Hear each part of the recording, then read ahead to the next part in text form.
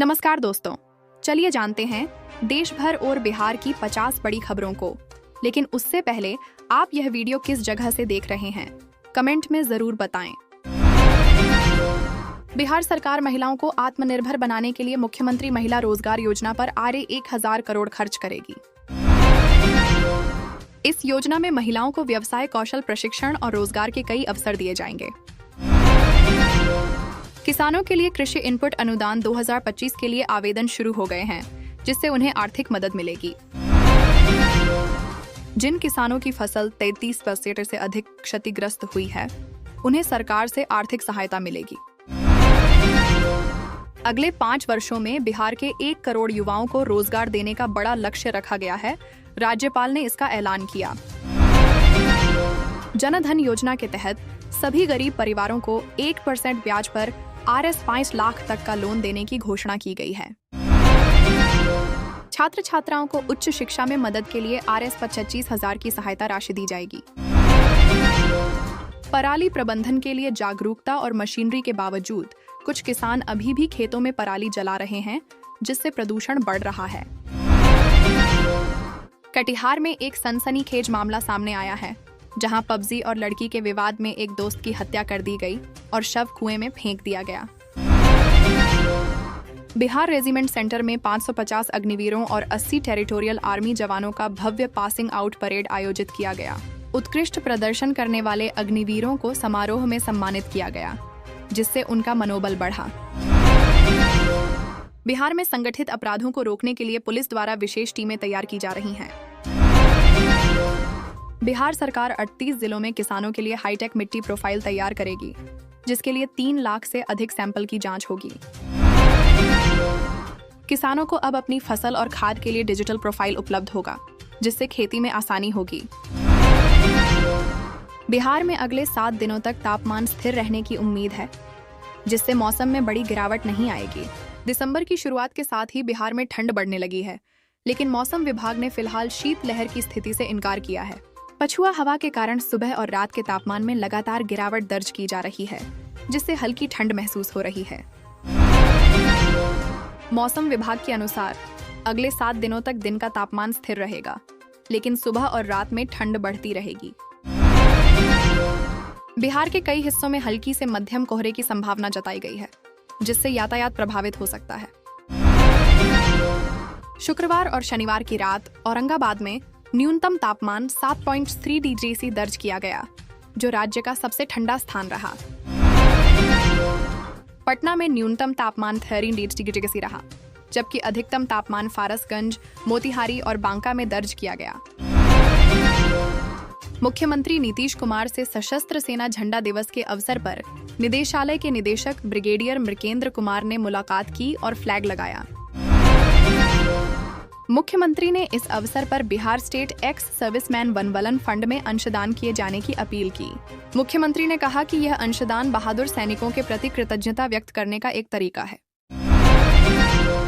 बिहार विधानसभा का शीतकालीन सत्र शुरू होने वाला है, जिसमें कई अहम विधेयकों पर चर्चा होने की उम्मीद है। राज्य में भगवान महावीर का भव्य इमारत और कमल के फूल के आकार का एक तीर्थ स्थल स्थापित करने की योजना है। राज्य के एक नेता ने विश्वास जताया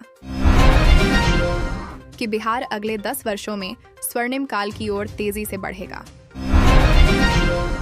बिहार में पंचायत स्तर पर विकास कार्यों की गति तेज करने के लिए नई योजनाओं पर काम शुरू किया गया है। पटना एयरपोर्ट को और बेहतर बनाने के लिए रनवे के विस्तार और नए टर्मिनल के निर्माण पर जोर दिया जा रहा है। बिहार में औद्योगिक निवेश को बढ़ावा देने के लिए राज्य सरकार ने नई निवेश नीति की घोषणा की है। इस नीति के तहत निवेशकों को कई तरह की रियायतें और सिंगल विंडो क्लियरेंस की सुविधा दी जाएगी। मुजफ्फरपुर में अतिक्रमण हटाओ अभियान चलाया गया, जिससे शहर की सड़कों पर जाम की समस्या कम हो सके। दरभंगा में एक बड़े सड़क निर्माण प्रोजेक्ट का शिलान्यास किया गया, जिससे कनेक्टिविटी में सुधार होगा। भागलपुर में गंगा नदी पर एक नए पुल के निर्माण को केंद्र सरकार की मंजूरी मिल गई है। बिहार में बालू के अवैध खनन पर रोक लगाने के लिए प्रशासन ने सख्त कार्रवाई शुरू कर दी है। पटना हाई कोर्ट ने सरकारी स्कूलों में शिक्षकों की नियुक्ति प्रक्रिया में तेजी लाने का निर्देश दिया है। राज्य में हर घर नल का जल योजना के तहत छूटे हुए घरों तक पानी पहुंचाने का काम युद्ध स्तर पर जारी है। बिहार पुलिस ने साइबर अपराधों पर लगाम लगाने के लिए एक विशेष जागरूकता अभियान शुरू किया है। नेपाल से आने वाली नदियों के जल स्तर पर लगातार निगरानी रखी जा रही है ताकि बाढ़ के खतरे को टाला जा सके। बिहार में आगामी त्योहारों को देखते हुए प्रमुख रेलवे स्टेशनों पर अतिरिक्त सुरक्षा बल तैनात किए गए हैं। पटना से दिल्ली और मुंबई जाने वाली कुछ प्रमुख ट्रेनों कोहरे के कारण देरी से चल रही हैं। बिहार में नए पर्यटन स्थलों को विकसित करने के लिए सरकार ने एक मास्टर प्लान तैयार किया है। खेल के क्षेत्र में बिहार ने एक नई पहल की है, जिसके तहत ग्रामीण क्षेत्रों से प्रतिभाओं को चुना जाएगा।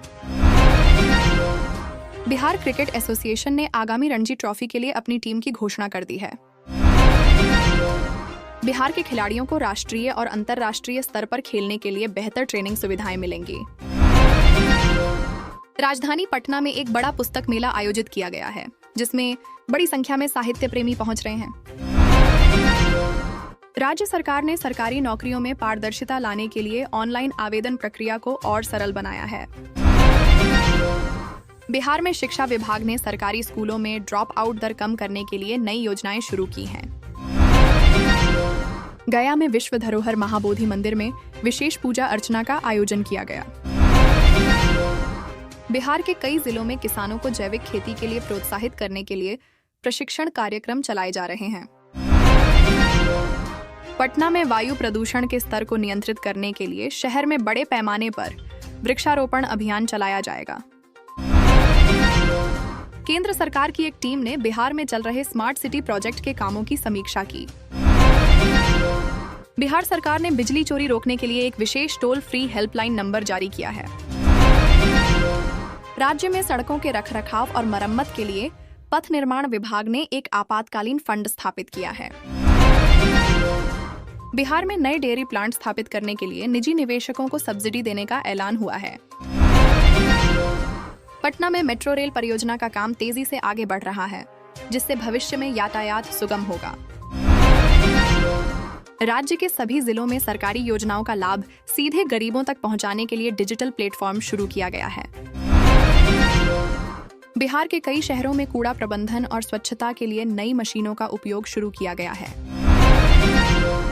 स्थानीय निकायों के चुनावों को देखते हुए बिहार की राजनीतिक पार्टियों ने जनसंपर्क अभियान तेज कर दिया है। एक प्रमुख राजनीतिक दल ने राज्य में अपनी पदयात्रा शुरू की है, जिसका मकसद आम जनता से जुड़ना है। भारत और एक पड़ोसी देश के बीच सीमा पर विकास परियोजनाओं पर समझौता हुआ है।